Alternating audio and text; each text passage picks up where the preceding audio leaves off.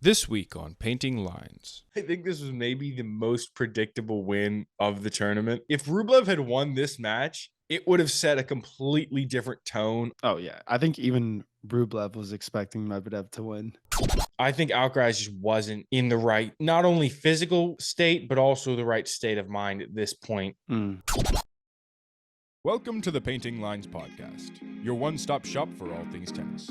Join Erik and Aidan in their discussion for updates on news and pop culture, and from hot takes to betting, they've got you covered. Ready? Play.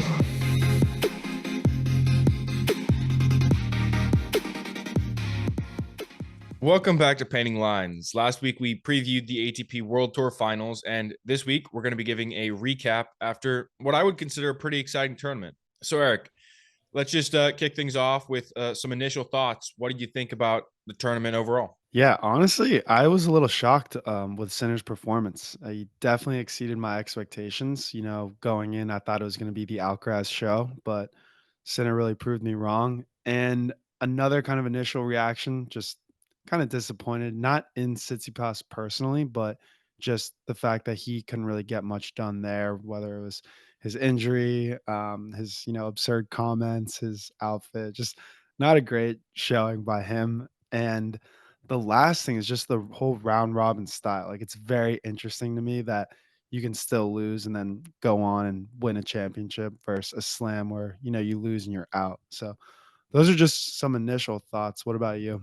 Yeah, I definitely think those are some points we'll touch on throughout this episode because those are some pretty big aspects of this tournament that I think stood out. My initial thoughts, I think it delivered on really what you expect in terms of level of play from the top 8 guys in the world. I think it had some really tight, exciting matches and some good surprise upsets. Like, I think even with the top 8 guys in the world, there are definitely years where you don't really see as many upsets. And I think this year we got a good amount that I think makes it a special year. Yeah, for sure. Awesome tennis. Just great week overall. I agree. I got to watch a lot of the matches too, so I was excited about that. Yeah. I like how they were 8:30 and 3, throughout the day. Yeah, I mean, it wasn't as great for me because I got Oh, yeah. I got 5:30 and noon, so I essentially got to watch one match. Exactly. Eastern time was perfect. Yeah, exactly. It's funny because the East Coast, you guys can watch those European matches a lot easier than the West Coast. I have to get up at like 4 a.m. to watch the final of some of these big tournaments. Yeah, at least for the Australian Open out in California, you should be a little better, right, than the East Well, Coast? on the East Coast, it's what, 3 a.m. West Coast, it's midnight or something like that. Yeah, So it's so like there you either you go. have to wake up in the middle of the night or you just have to stay up all night. So it's tough either way, I think. Yeah, alright, should we jump in?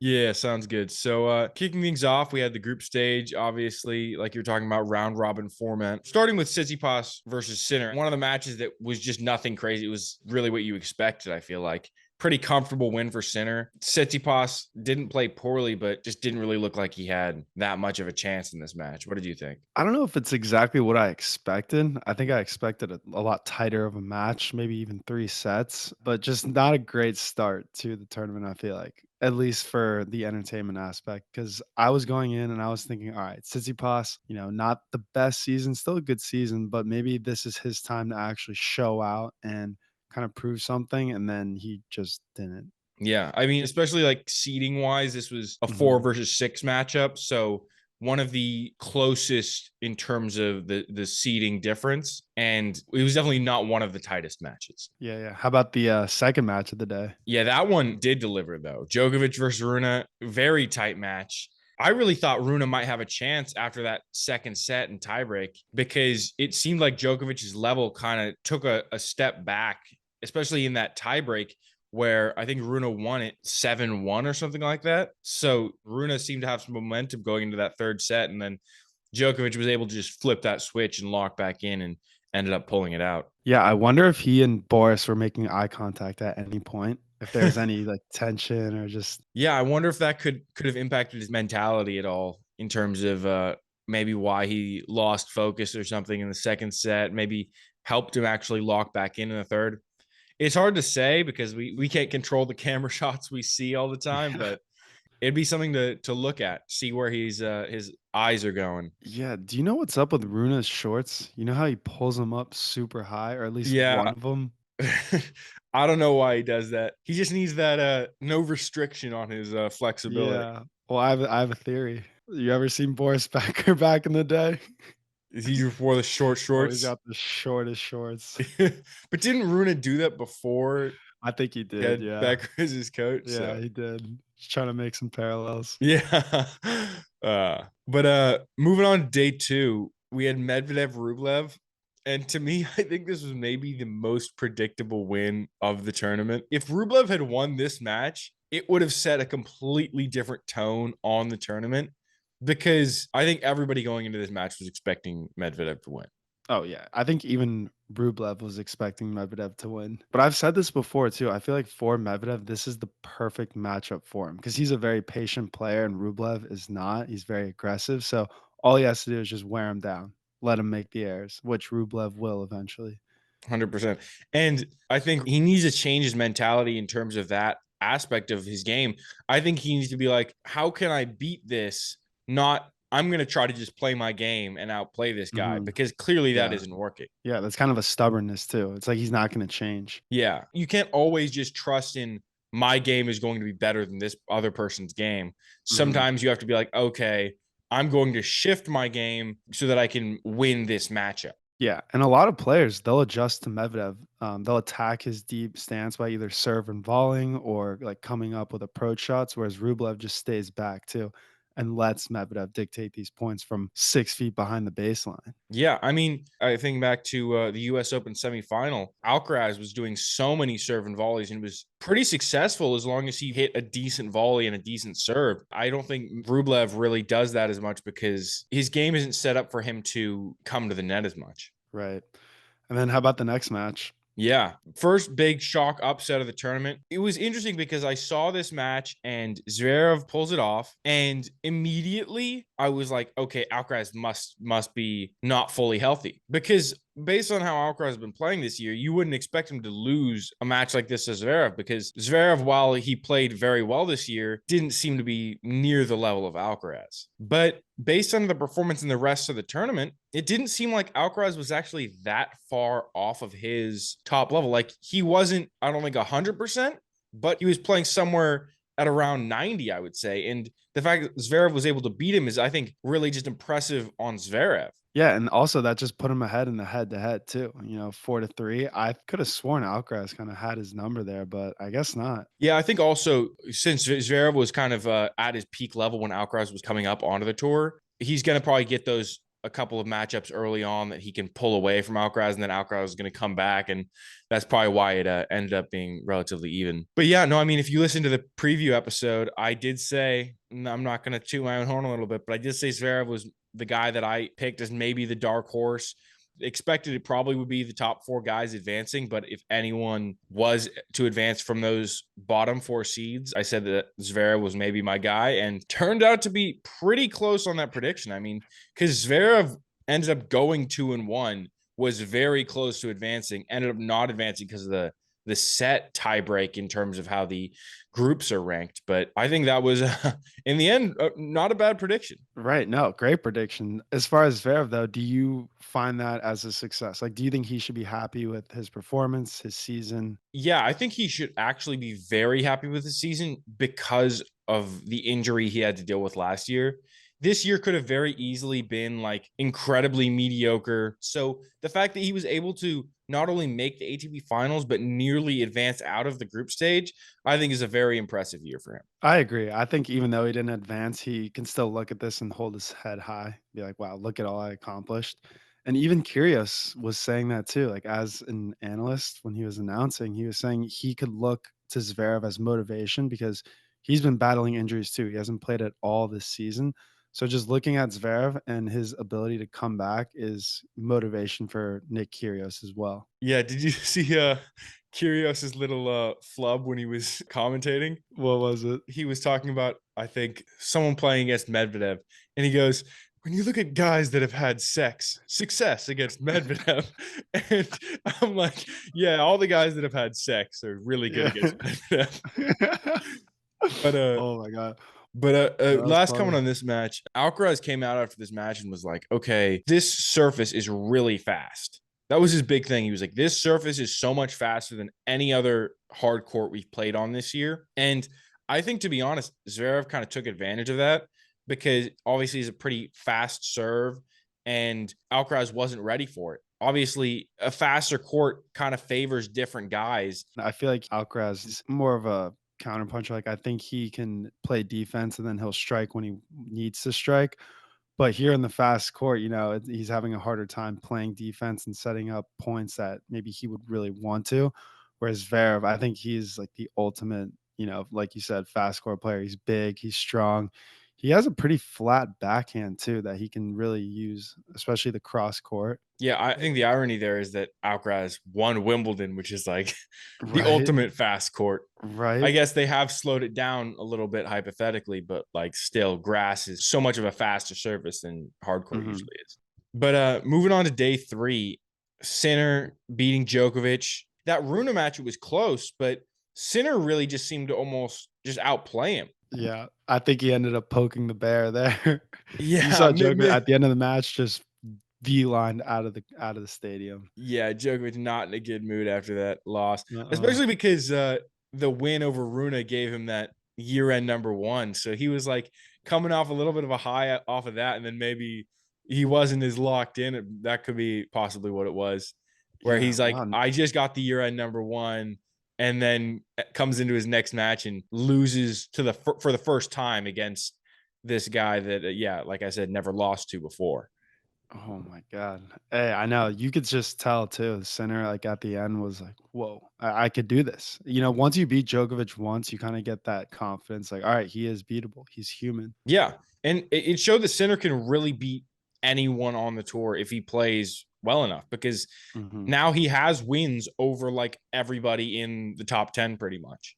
But then I think the biggest shock of the tournament in terms of event, not necessarily just match, was Tsitsipas pulled out 3 games in against Runa. Not a great look for Tsitsipas. Yeah, not a great look, but could have been a money thing. So you just get paid $325,000 just for being there, initiation fee, and then each group stage win is worth almost 400,000. So if you're able to play, like, that's a lot of money at stake, and I think you have to do it because of a financial reason, like, that is your job, that's your livelihood, but I do see where a lot of people are upset with him for taking the opportunity away from Hurkacz. So, I'll leave it at that. I know you have some more thoughts on it too, Yeah. don't you? I mean, I didn't even realize the initiation fee was 325 grand, which is pretty massive.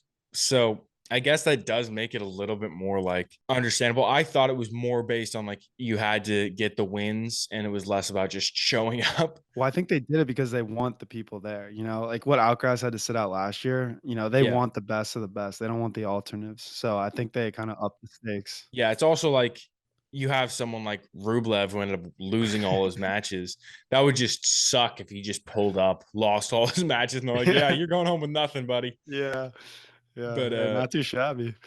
Yeah, but like you were saying with Alcaraz, last year he didn't show up, and this year we knew he wasn't 100% probably, but he still played in all his matches and was probably close to like 90% Mhm. and put had a good showing still. But I think it would have been nice to see Hurkacz get a real chance to actually play in the tournament and not have this weird situation where he comes in for one match at the end. Yeah, especially because we talked about it last week. He was cruising, he had all that momentum going in too. So I think he really could have done some damage. Yeah, it would have been definitely a cool thing to see. But let me ask you this, did you know of anything Tsitsipas injury related going in, or was this a complete shock to you as well? I didn't really know, yeah.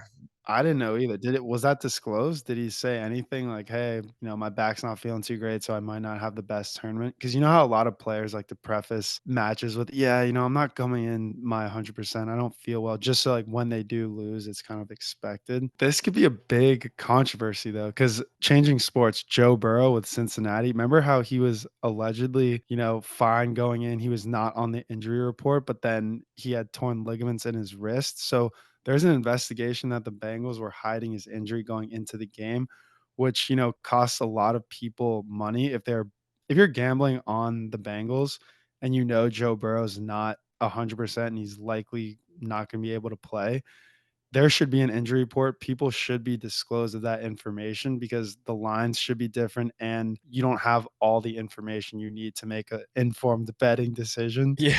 I feel like this could be similar in tennis. If you have players going in without disclosing injuries, there's a lot at stake. Like people who buy tickets to watch Runa and Tsitsipas, and then they only get to see 3 games because Tsitsipas comes in injured. But if they would have known that, they probably wouldn't have bought the tickets. I Yeah. don't know. I just feel like there needs to be better disclosure with injuries in sports in general. 100%. Yeah. Moving on to day 4 of the group stage. To me, probably the most boring day of the tournament. Nothing really unexpected. There wasn't even a set that went the way of the underdog. Medvedev beat Zverev in 2, and then Alcaraz beat Rublev in 2. I think really just nothing super shocking from those matches to me. Yeah, the only entertainment from that day was Rublev just absolutely throwing fits on the court.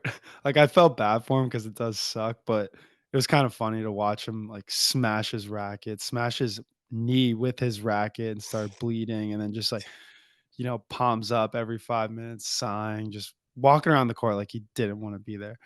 But then again, if you're Alcaraz, that's what you wanna do to your opponent. You wanna frustrate them so much. You could just tell he knew he was in his head. Yeah, I think Rublev just I think he might have realized at that point that he wasn't going to win any of the matches, and that's just not a good feeling to have. Yeah. Because even though he still had to play Zverev, and that was probably his best chance to win a match, he saw that Zverev already beat this guy that he was playing and getting dominated by. So he's like, "That's not a good sign for me. I'm not feeling very good about this." Yeah, it's just one of those things where you could try everything, throw everything you have, and it's just not working. Like, well, I'm beat and I'm frustrated.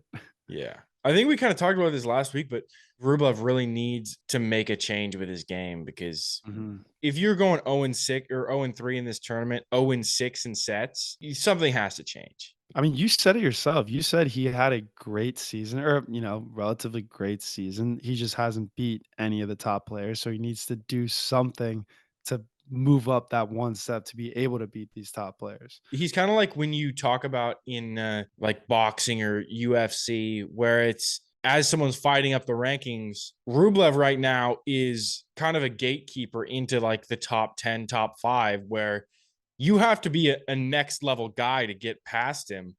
But if you can beat him, you can beat him. Yeah. Well, I think one thing he definitely needs to change is his, mentality. Just the fact that he cannot be throwing these fits on court because I think it's like a slippery slope. Once he does it once, it just gets worse and worse and worse. Where I feel like when Djokovic or Medvedev, when they throw a fit on the court, it actually helps them.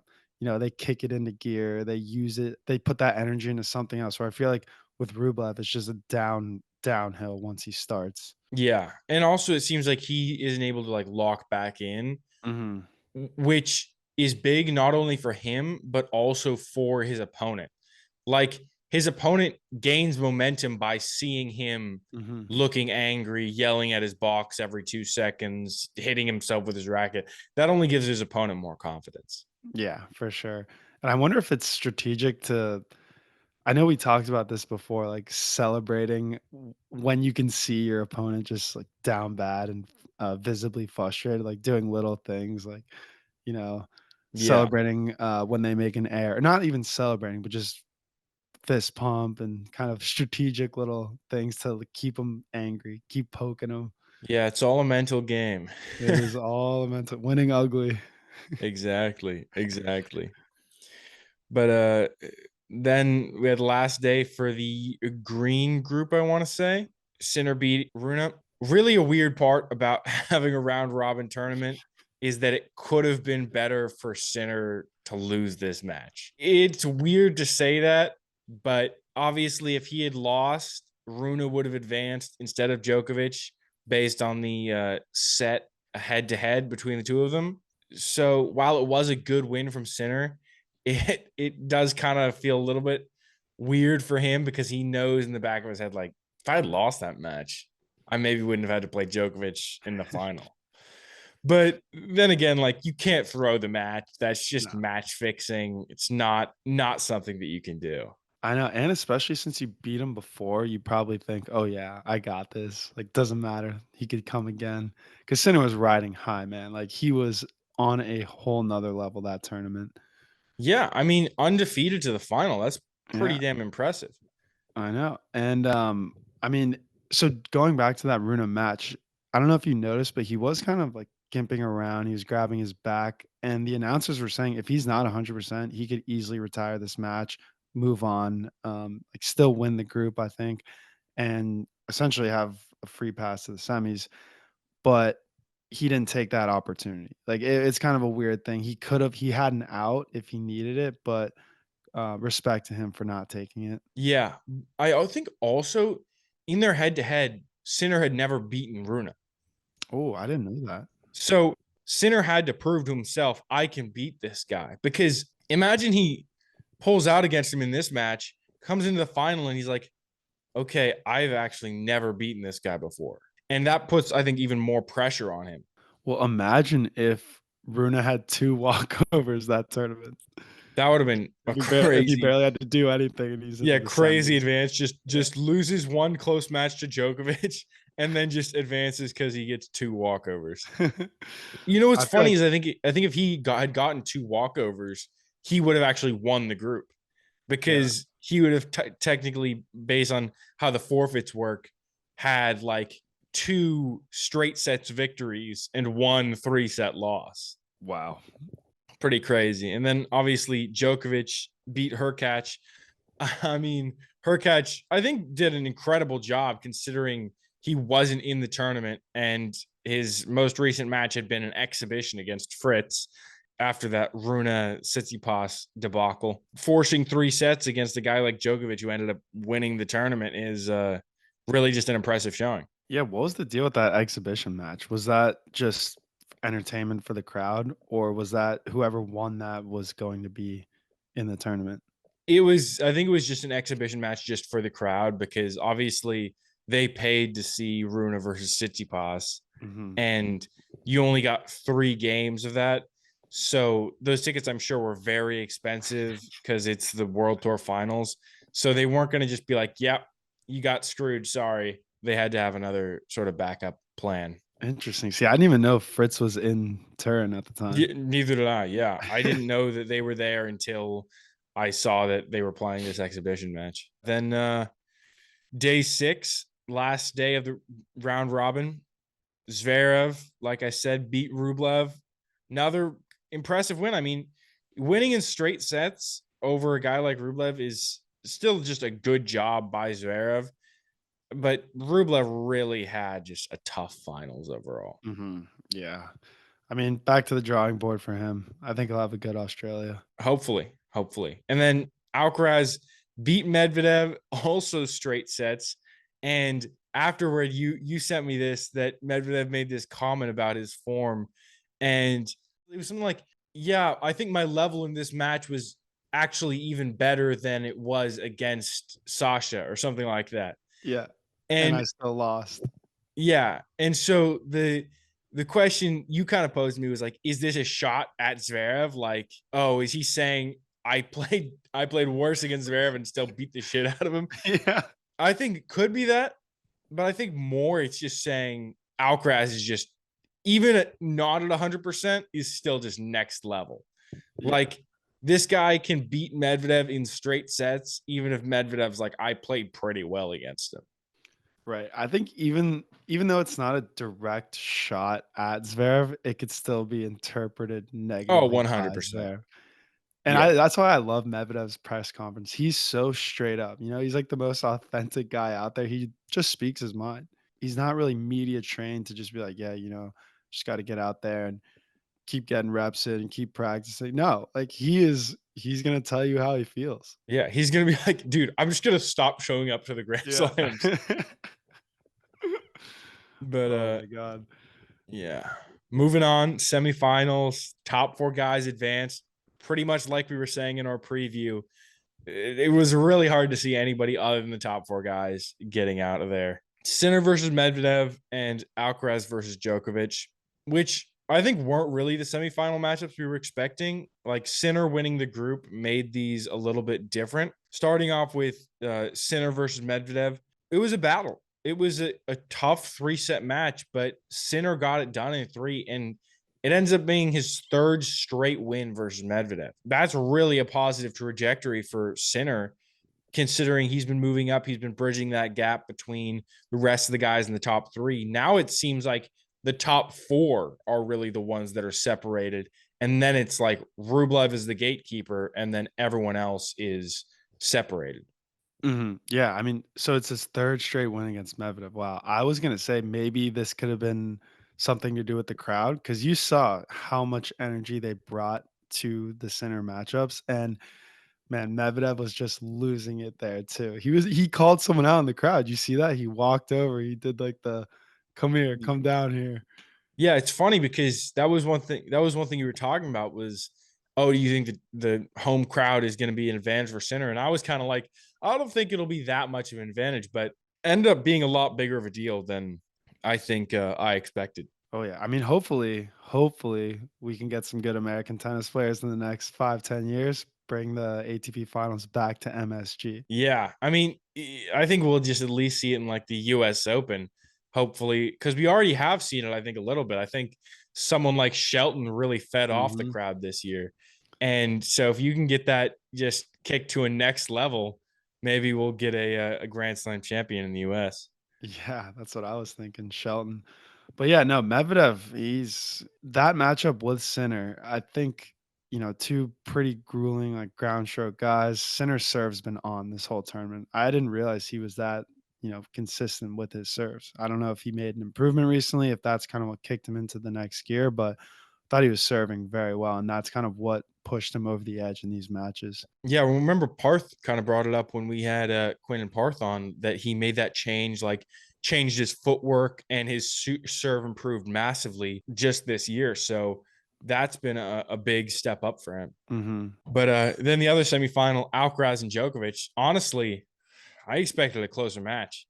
This was probably the most one-sided of any of their matchups they've had because all of their past matchups have been match of the year candidates. They played in Cincinnati. I think it was, in my opinion, maybe the match of the year. Wimbledon final, obviously up their match of the year. A lot of people probably have that as the match of the year. They played in the French Open, even though Alcaraz had to wasn't fully healthy and had issues with his cramping and stuff like that in that match. Still were really tight for those first two sets. And then this one, Djokovic had some control over the match for the entire time. I mean, they had that 27-minute game in Wimbledon, and then you get this.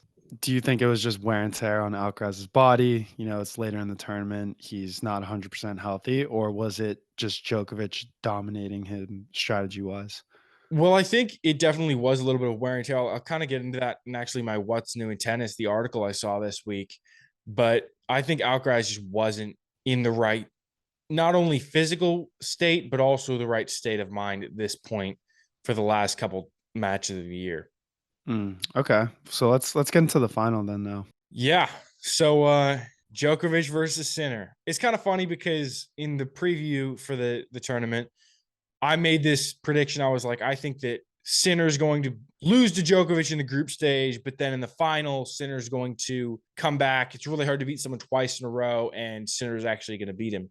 And I'm going to give myself half credit for this one because they did end up splitting the two matchups, but Sinner got the first one, and then Djokovic got the second one.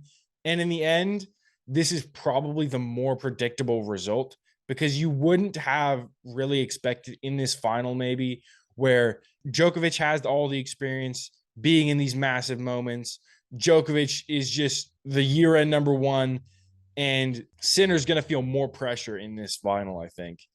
And so the fact that it got split this way in terms of the two matches was probably more expected than the way I said it was going to go. I mean, it is unfortunate for Sinner that this is the way tennis works because it's not like the Super Bowl where you play one game and then that's it. This is a grueling week-long tournament that actually favors Djokovic. Like that's where he excels. And Sinner may have been the better player that tournament, but at the end he just couldn't finish it because it's all about like how well you can sustain, and Djokovic just does that better than anyone else. 100%. He's like a robot. Yeah, I know. But no, I really do think that Sinner was the player of the tournament. I think Djokovic was just able to outlast him, grind him out, basically. Yeah, especially in that final, it seemed like Sinner wasn't playing at the level he'd been playing at for the rest of the week. I think he was making so many unforced errors. It wasn't like he was going for too aggressive shots. It was just kind of like he was hitting balls 2, 3 feet out wide or long, and Djokovic was just all over him. 100%. Relentless. But looking into next year, I'm left with a decent amount of questions. First up, what's left driving Djokovic? I mean, obviously the Olympics, but you look at everything else, like he has 10 Australian Opens. Is he really going to be driven to get an 11th Australian Open? Is that going to be motivating enough for him?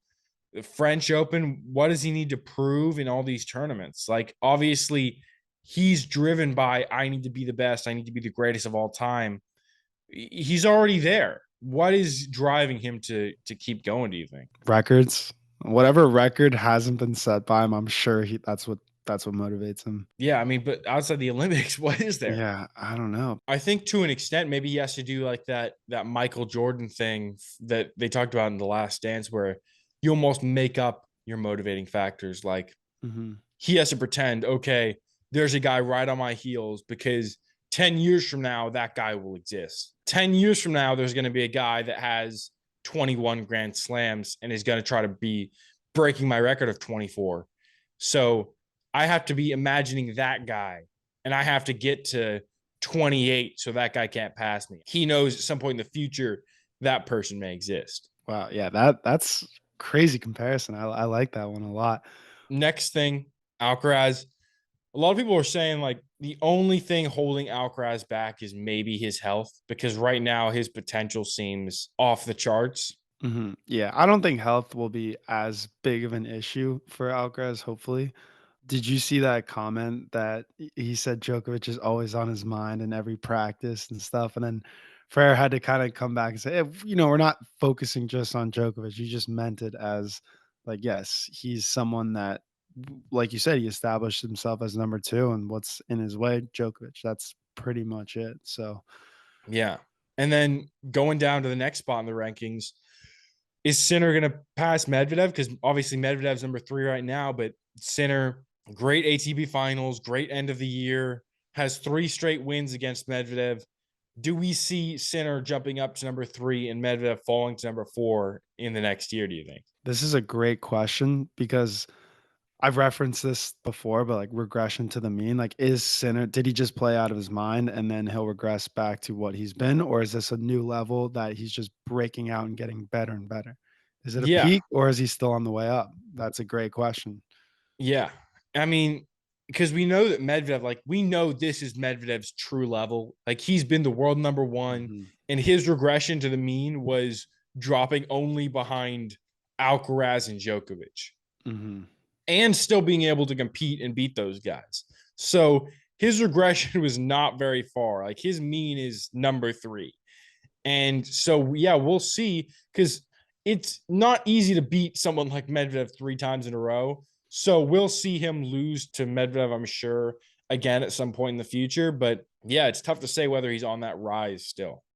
Pretty funny though that we talked about it last episode where we had, kind of the next gen guys and then the young guns and then just Djokovic, who's way older than all of them, that it came down to Djokovic and a young gun. Like the guys in the Yeah, middle just kind of still getting show out. surpassed. Yeah, still getting surpassed. Yeah, they were held down by the big 3 for so long, and now the Yeah, younger guys are yeah. stepping up. But most of them had won before, right? Like Zverev, Medvedev, Tsitsipas, they've all won an ATP Finals. So I kind of thought that this was Sinner's like breakout year to win one too. Yeah, it's kind of funny because yeah, the ATP Finals is like the one big thing that the next gen has been able to perform in is like, yeah, we've won ATP Finals. We haven't won the Grand Slams, but ATP Finals we got. Oh, did you see the picture? It was all 8 of them, and then I think it's the captions like, "Oh, there's 27 or 28 grand slams between all of them." Yeah, that's a classic. Literally just It's a classic joke to do when it's like one person yeah, has way more. It's like Yeah. you take a picture with Messi, and it's like, yeah, 8 Ballon d'Ors between us. Exactly. Moving on, I think, to be honest, I think Runa, I think he played pretty well despite losing both of his real matchups. He was playing two guys that were in the finals, and he forced them both to 3-set matches. So I think pretty impressive. And while Runa hasn't had necessarily the best year, like he's had some pretty impressive results, but he's had also cold periods. I think he's looking really good. I think Becker is looking like he's definitely a positive, and he's moving in a positive direction. Yeah, for sure. Like I said, little wins, maybe he didn't have the best tournament, but still he could look back and say, all right, I played really well. And, I was even in the finals too. So still something to use for the next year going forward. Yeah. And then the last thing looking next year, Zverev looks pretty much 100%. So what do we expect from him next year? Because obviously he's a guy that at his peak level, like that matchup with Nadal in 2022 looked like it was going to be an incredible match. And he gets injured and his level drops off because of that, has to make a massive comeback. But if he can get back to that level, he could be a contender at these Grand Slams, I think. And he believes it too. Like, did you see his press conference after he beat Alcaraz? Someone had asked him, about the match and about beating Alcaraz, and he goes, "Guys, like I'm not that bad of a player. I've beaten Yeah. good players before." Yeah. Like, that's pretty funny. He yeah, it is kind of interesting because they were treating it almost like he was the number 65 guy in the world, and Yeah. he's like, it's like this is such a massive upset, and he's like, dude, I'm number 7, like it's not that crazy. Yeah, they're treating him like Saffian or something. Exactly, yeah. But you ready to hop into segments? Yeah, let's do it. What is new in tennis? So this was something I mentioned a couple weeks ago, how the ATP Finals was, breaking new records with the amount of prize money, and it's kind of something we've been bringing up pretty frequently. So decided I'd give a little report on this. So there was $15 million to give out here, and 5 players sealed over $1 million paychecks this tournament, which is pretty crazy Jeez. for a week. Yeah, Zverev, Medvedev, insane. Alcaraz. That's like a full year of payment for like 99% of tennis players, way Oh more yeah, than they receive. oh yeah, and I just think it's well earned. They deserve it. They were the top guys in the world, so I'm glad that they're being compensated like it. Yeah, they're not gonna need that ATP baseline. Yeah, no, it's gotta be kind of shitty to be, the 3 guys that just didn't make $1 million that tournament. Yeah, yeah. I mean, But Rublev, I think, feels yeah, pretty bad after this tournament, even though he yeah, got paid 360 grand for appearing. yeah, exactly. Alright, what about you? Yeah, so my what's new was I saw an article where it was Alcaraz and his coach Juan Carlos Ferrero kind of reflecting on the season, and they were like, honestly, really just such a great year. They got 2,000 more ranking points this year, even though they played in one less Grand Slam. Obviously, Alcaraz didn't play in the Australian Open at the beginning of the year. So he played in pretty much less tournaments and got more points, which is just a great result. But Ferrero did say Alcaraz must realize that the season is January to November. And Alcaraz kind of reflected on the comments that Ferrero made, and he was like, yeah, honestly, I probably mismanaged my energy a little bit. And that led to the sort of slight drop off he had after the US Open. Because he's like, I have to realize the season isn't January to like June or July or August. It's January to November. So even though the Grand Slam season ends in August or early September, the season still has another couple months after that. Yeah, and at least he's realizing it now. He's so young, so it's easy to just make a mistake, and now he can use that to learning experience and move forward. Yeah, he has time to adjust. Exactly.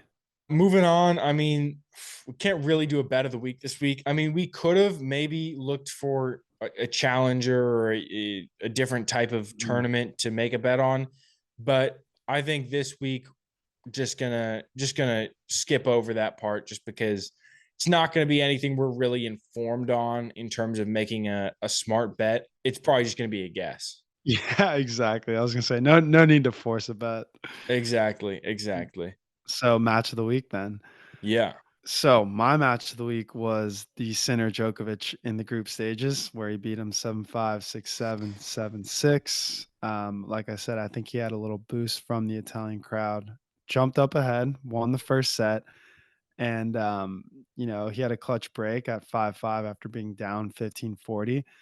And after that, once I saw the second set go into the tiebreaker, I pretty much thought that Djokovic had the match because he's been a beast in tiebreakers, and it's Djokovic in the tiebreaker. You really expect him once he loses the first set to come back and win, but Sinner back in the third set, he got an early break, but then Djokovic broke him right back, and it was just a great match all around. And I really love this one shot that they're in a rally and Sinner basically did a Djokovic-esque backhand where Djokovic hit an approach shot to the corner and Sinner hit that split backhand down the line that kind of curved in, and just even Djokovic, you saw him, he smirked, he applauded. So it was just a good match, very high quality tennis. And you know, I think the crowd helped Sinner a little bit, but I think in the end it might have hurt him because Djokovic came back with a vengeance and beat him pretty handily in the final. But that was my match. What about your match of the week? My match of the week is Djokovic beating Rune in that first match that we talked about, 7-6, 6-7, 6-4. It was an exciting match. I think it was great that it happened on day one because it kicked off the tournament well. But what really made it interesting to me was that it really showed that in a lot of matches, Djokovic still is his game is the determining factor of how the match goes. Because if Djokovic is playing at a solid level, like how he expects to play, he just controls the match. His opponent can't do anything to beat him. And even though it was close in that first set, it seemed like Djokovic just kind of was like, I'm going to control this match. I'm going to control the points I can win, and I'm going to get it done. And then in that second set, he had sort of a little bit of a lapse, and all of a sudden, Rune steals it, and you're like, oh, what's happening here? Is Djokovic going to lose? And then he just locks back in, and all of a sudden, comfortably takes the third set. And while there's a few circumstances where it's not the case, and Djokovic actually gets outplayed by his opponent, I think this just displayed that Djokovic has a level where if he plays up to his standard, there's nothing his opponent can do. I also like how this match had a lot of the hype going into it pre-match, like obviously with the Boris Becker factor, and they kind of not a real rivalry, but they do have great matches Yeah, and I most of mean the it's time. pretty even too. It's not like Djokovic Mhm. has dominated him every time. Yeah, and I'm pretty sure when Rune was younger, he used to be a hitting partner, one of the hitting partners for Djokovic too. So it's weird Yeah. how it comes full circle. Yeah, it's funny when you see like all these younger guys and you're like, "Oh, I recognize him. Yeah. Now he's the number 3 in the world." Yeah, yeah, exactly. And I think there's an old picture that surfaced with Djokovic and young Sinner too. Yeah, this red curly mop on his head. Yeah, well, I Djokovic's think like, "All even right." you see that with like a lot of guys where it's like you probably there's like the really famous photo with like Jason Tatum and LeBron James where it's like Yeah, everybody that has been around for so long, like I'm sure there were guys that are in the NFL that had pictures where it was them as a kid and Tom Brady, yeah, where this dude's been there for 20 years. So if you got a picture of him with you when you were 10, now you're 30. yeah, yeah. And now Uh, you have to try to beat him. That's the thing. You try to beat your childhood idol. exactly. You're like, I had a photo of this guy on my wall. Like it's Dude, crazy. I know. I feel like that's a saying, like, you've made it when you're playing your childhood idol or you're beating your childhood idol. Yeah. Pretty Crazy. insane. All right, and that's the show.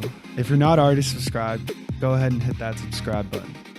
You can find us on Instagram, TikTok, YouTube at Painting Lines Podcast.